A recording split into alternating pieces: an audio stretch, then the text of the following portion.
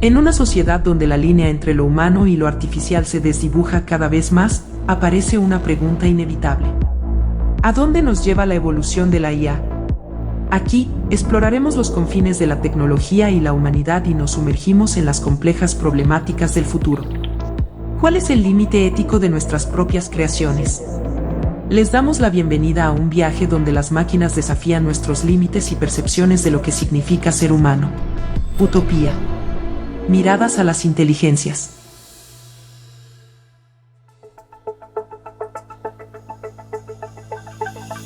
El arte y la creatividad son conceptos complejos y multifacéticos, que pueden ser interpretados de diversas maneras según la perspectiva de cada individuo.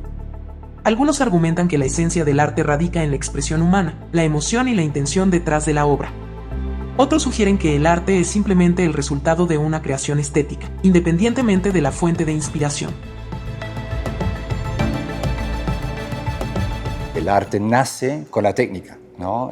Recordaremos ahí la noción de la techné, ¿no? Que aparece por primera vez en la historia de la humanidad en una epopeya, ¿no? La Ilíada de Homero. Y ahí la techné se asocia con la artesanía, con un saber hacer.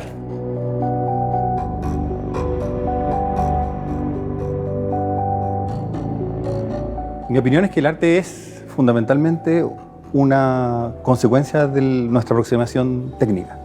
Las expresiones del arte tienen que ver con las técnicas en las cuales se están utilizando. Para mí no hay como una diferencia tan profunda y radical entre la filosofía de una época y los materiales que esa época utiliza, ¿no? Y cómo no podemos como separarlos, ¿no? Es una procesualidad maquínica de cálculos, ¿no? De reconocimiento de patrones. Por eso, la primera red funcional, ¿no? De inteligencia artificial es Perceptron de Frank Rosenblatt en los años 50, o sea, 10 años después, ¿no? Tenemos las redes neuronales en los años 40. 10 años después, la primera máquina que realmente, el Perceptron, justamente percibe patrones y reconoce patrones y cálculos. Y calcula a partir de allí genera nuevos patrones, ¿no? El reconocimiento.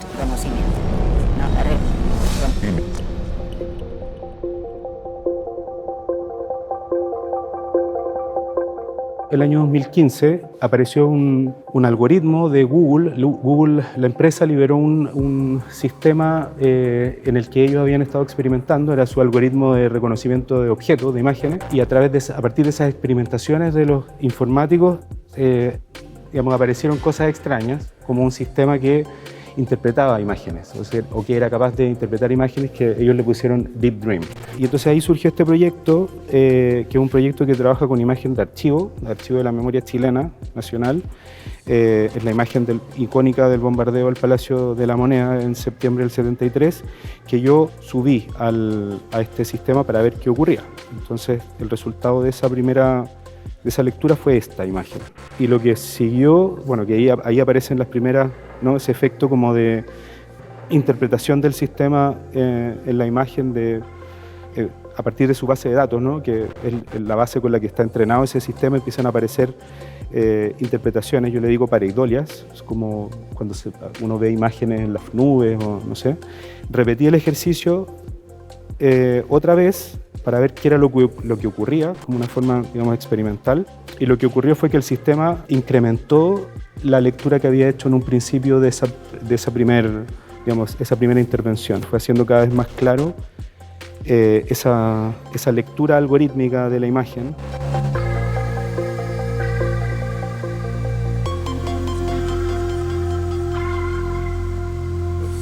Y la última pasada por el sistema es esta imagen, que es una distorsión total de la imagen original, ¿no?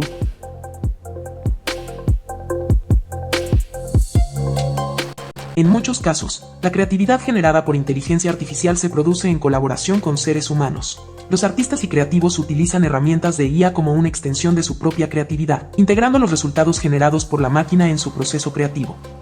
Esta colaboración plantea la pregunta de si el arte creado en conjunto con una máquina sigue siendo considerado genuinamente humano o si la contribución de la máquina otorga a la obra su propia identidad artística. A medida que la historia se desarrolla, los guionistas utilizan ChatGPT como una herramienta de brainstorming, lanzando preguntas sobre el desarrollo de personajes, los giros de la trama y los temas subyacentes. La inteligencia artificial responde con sugerencias e insights que inspiran y enriquecen el proceso creativo.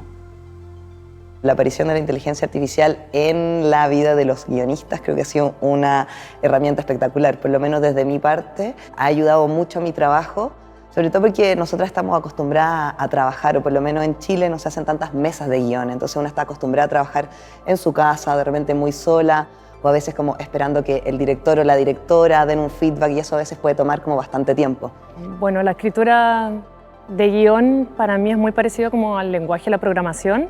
A diferencia de escribir una novela, tú no vas a ver ese texto escrito, entonces son básicamente comandos que un director o alguien va a tener que ejecutar, y eso lo hace ser un texto muy poco, quizás artístico, mucho más, sí, maquínico, y en ese sentido los chatbots sirven como para estructurar y tener ese primer esqueleto de las historias y agilizar mucho ese proceso. Mi impresión es que lo que permite la herramienta del chat dentro de la creatividad es investigar y profundizar de repente en otros caminos que una no alcanza por el tiempo, de nuevo, que era lo que veníamos conversando antes, a investigar. Entonces es muy rico poder pimponear de repente con el chat ciertas ideas que una a veces descarta de forma rápida porque no tiene el tiempo y no alcanzo a profundizar en ella. Existe sobre todo el temor de que no haya una discusión al respecto y que empiece a asumirse que es una herramienta obligada para todos, o al contrario, que por asumir que se está utilizando los tiempos de escritura se tengan que acortar o no. Yo creo que son en diferentes dimensiones donde puede haber como un peligro, pero sobre todo es si no se explicita el uso de esta herramienta. También estos chats suelen tener una postura política, además en el tipo de contenidos que están dispuestos a escribir. Yo, que me gusta mucho el terror y la ciencia ficción, no se niegan a escribir escenas de violencia o de sexo, entonces tampoco es una herramienta que sirva para todo, que no permita como usarse sin una reflexión y sin una como postura humana que la valide.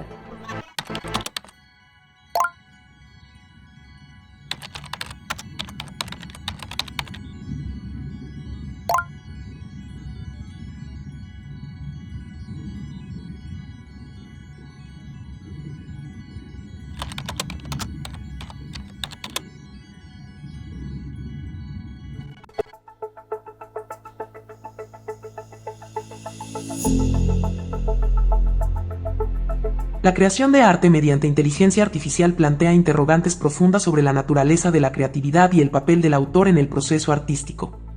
A medida que los algoritmos de IA producen obras que desafían las convenciones establecidas, surge un debate sobre qué significa realmente ser un creador. ¿Es el humano el único capaz de generar arte con significado y emoción? ¿O puede la máquina también acceder a una forma de expresión auténtica? Los autores, en este nuevo paradigma, se convierten en curadores de algoritmos, dando forma a las entradas y parámetros que guían la creación de la IA. Su papel no es tanto el de crear ex nihilo, sino el de colaborar con la inteligencia artificial para dar vida a nuevas formas de expresión. Esta colaboración plantea preguntas sobre la propiedad intelectual y la autoría, desafiando las nociones tradicionales de originalidad y singularidad en el arte. Yo llevo a cabo todo un proceso que va mezclando diferentes elementos tecnológicos con elementos naturales. A mí me interesa mucho el cómo conviven estos dos aspectos, se podría decir la inteligencia artificial con estas inteligencias naturales. Y tratando de integrar todo esto, el estudio sobre ciertos fenómenos, sobre todo geométricos y de movimiento de la naturaleza, he incorporado la tecnología como una manera de amplificar eso, o como una manera de dialogar con estos fenómenos. En mis investigaciones más recientes, por ejemplo, lo que he hecho es desarrollar una serie de composiciones que aluden a la naturaleza a partir de fenómenos algorítmicos, de bases de datos y de información matemática, que son capaces de desarrollar estos sistemas que están en constante movimiento, en constante transformación, y que se asemejan mucho o que buscan emular, se podría decir, comportamientos de la naturaleza.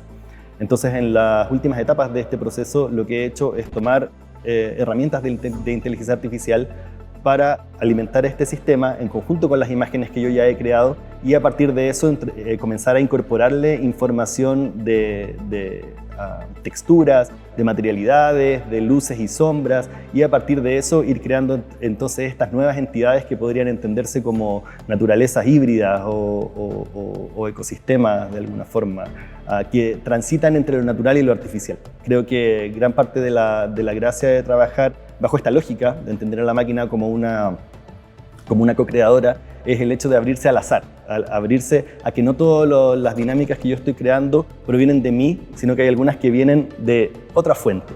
Esa fuente es una máquina, pero al mismo tiempo está alimentada por un conocimiento previo que también es humano. Entonces ahí, bueno, es interesante cómo también se abren esas oportunidades de co-creación con otros sistemas artificiales, pero que al mismo tiempo también son sistemas naturales.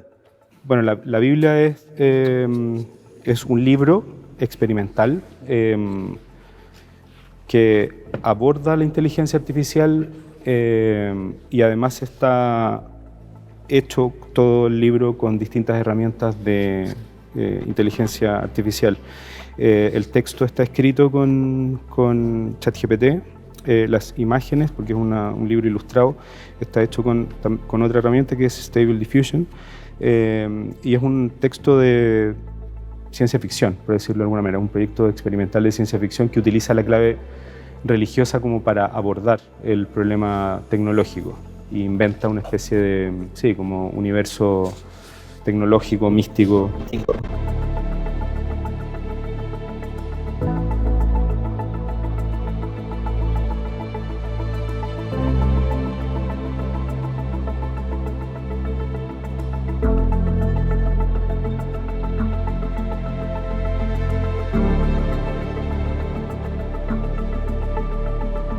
Los peligros de la hiperproducción de imágenes es la incapacidad de poder seguir viendo, ¿no? Que por una saturación o por una incapacidad de procesar la cantidad de imágenes que se nos confrontan, empecemos a tener un tipo de ceguera, como un tipo de ceguera por exceso de luz, ¿no? O por exceso de imágenes en este caso. Me acuerdo de una obra de Alfredo Yar que se llama El lamento de las imágenes, donde en algún momento cuando uno entraba a la sala era completamente blanca con una luz que te dejaba ciego. Y básicamente el argumento de él era decir, mira, frente a esta cantidad enorme de imágenes hay una forma de ceguera que es posible. Yo creo que la hiperproducción de imágenes efectivamente nos puede llevar a ese nivel de ceguera. Ahora bien, lo que ocurre es que empiezan a aparecer nuevos tipos de imágenes. Imágenes que ya no están hechas para los seres humanos, sino que imágenes que están hechas para las máquinas. Hay muchas inteligencias artificiales, no hay solo una, ¿no? Eso es muy importante destacar, pues las inteligencias artificiales generativas crean, volvamos a la técnica, ¿no? La poiesis, crean nuevas realidades, crean memorias, crean nuevos archivos en base a imágenes existentes, pero crean nuevas imágenes que son muy parecidas o similares, ¿no? Pero son diferentes. Entonces son capaces, estas máquinas generativas, de construir completamente nuevas realidades, ¿no? En las que nos estamos moviendo. Y ahí hay un gran peligro, por un lado, que son las famosas deepfakes, ¿no? O sea, las imágenes de las cuales no sabemos de dónde vienen y son auténticas o no.